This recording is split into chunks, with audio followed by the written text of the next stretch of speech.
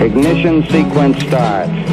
6, 5, 4, 3, 2, 1, 0.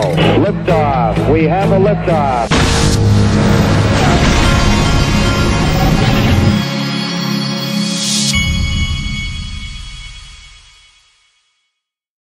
Everybody, this is the Digital Asset Investor, and today I'm out of coffee. I'm on my last couple of sips of coffee, and so I'm bringing this video to you before I go and get some more. And no, I don't have cinnamon in my coffee today, but I'm in a good mood because I did order a new batch of coffee from Amazon yesterday. It will be here. I think I ordered it yesterday or the day before. Anyway, it'll be here probably tomorrow, and we'll be in good shape.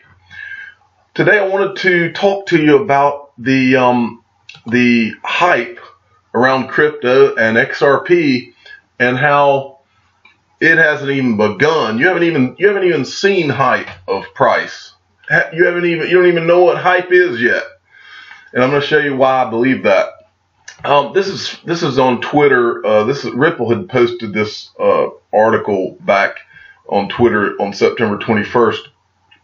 And then this morning I saw Dr. T, and if you don't follow at XRP Trump, he's one of the top dogs on Twitter, and has a lot of followers for a reason, because he posts a lot of good information.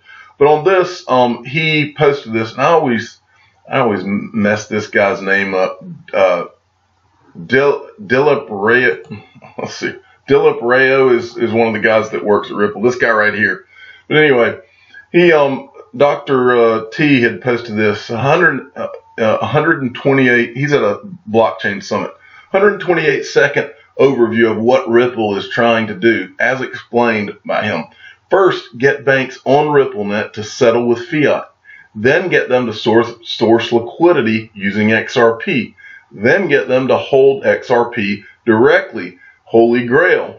Well, one of the frustrating things I see every time Ripple announces a new partnership, where someone's usually they're using Xcurrent, you immediately start to see people come out, oh, they're not using XRP, they're not using, that's the standard thing that you hear.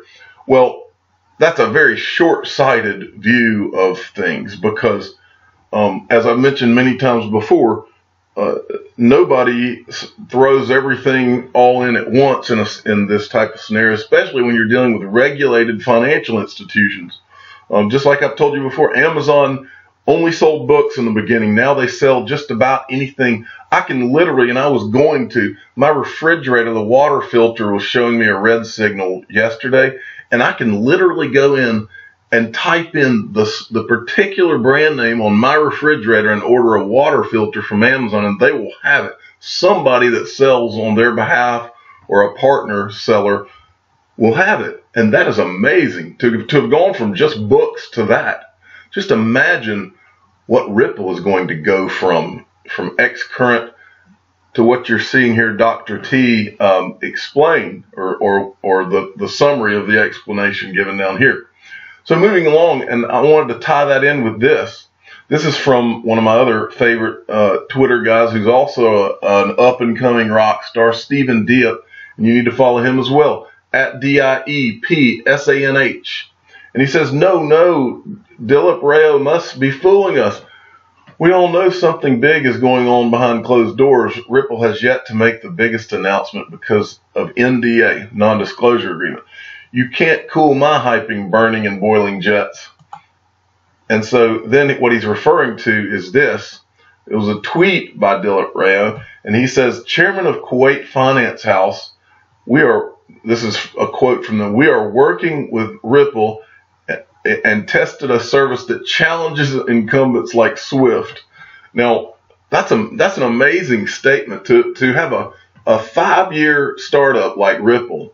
In 5 years, how good must your technology be to, in 5 years, to be a competitor with Swift, which is a huge juggernaut? That means that your product is that much better that these guys have to have it. That's what it means. Well, now let's move on to, because they referenced the hype let's move on to hype. Let me tell you a story about hype. I was there. I tell you all the time, I lived through the internet boom. And this is going to be no different. Now, it'll be different in the way that it happens, and it's already different in the way that it's happened. It's kind of happened in reverse in a way. That's part of the reason that I'm so excited about it, as I've told you before.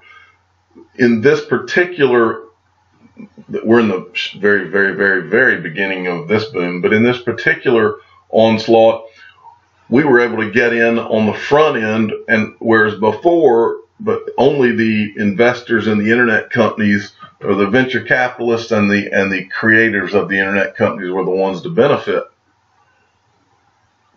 This time it's different. Sorry, I had to have a cup of coffee there, drink of coffee.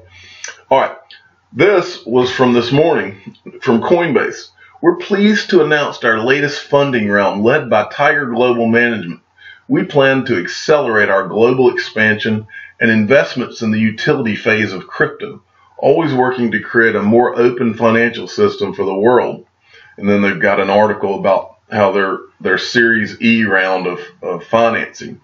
Well, I'm here to tell you, this is really the first major crypto company that's going to be introduced on Wall Street. And if I know anything from watching CNBC the last 20 years and having lived through the internet boom, I've told you this many times also. These guys, the second that they're in a position to make money off of all of this, they will hype it more than you and I have ever even thought about hyping XRP. These guys will be the hypers of the hypers. And it's coming, because this right here is going to be the beginning of setting it all off. Now I want to illustrate another point. I've shown you illustrations of different things that happened during the internet boom, and I've picked on Pets.com. I'm sure they've been picked on a lot over the last couple of decades since this all went down. But I wanted to show you, this is just one example of what happened during the internet boom. Pets.com, they got a .com name, sold pet supplies, but was mostly known for its marketing campaign. Featured a dog sock puppet working as a roving reporter. The puppet was an icon during the .com era. They had so much investment capital, they were able to buy a Super Bowl commercial, a balloon in the Macy's Thanksgiving Day parade. Stock went public in February 2000, started at $11 a share, rose to $14 a share, quickly fell to less than $1 a share. Within 8 months of going public, they had lost $147 million. The company closed in November 2000, laying off 300 employees. The mascot survived. Bar none, an auto loan company bought rights to the puppet in 2002 for $125,000. I wanted to show you that to make you understand the difference. But now that was a complete joke.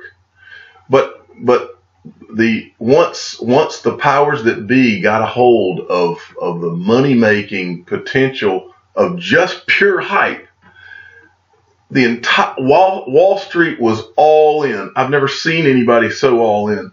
And of course, as usual, they were never, many of those people were truly never held accountable for the joke. They should have been kicked out of the financial world for the stupidity that went on during that time.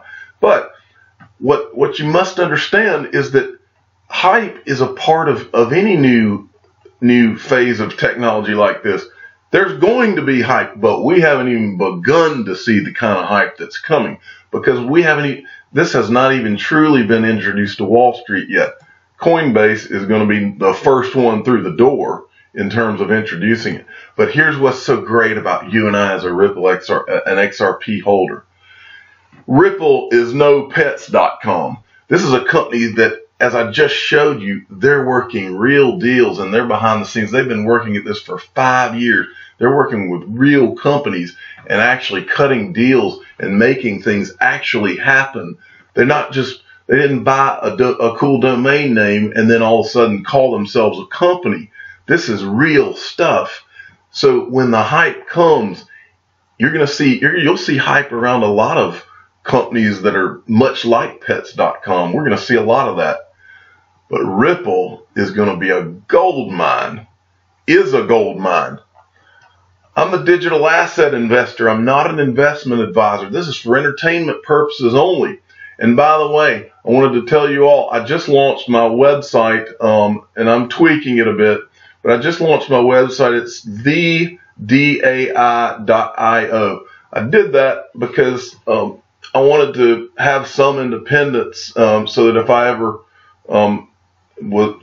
had any problems with any of the platforms that I use, that I would have options to use other platforms. Thank you for listening.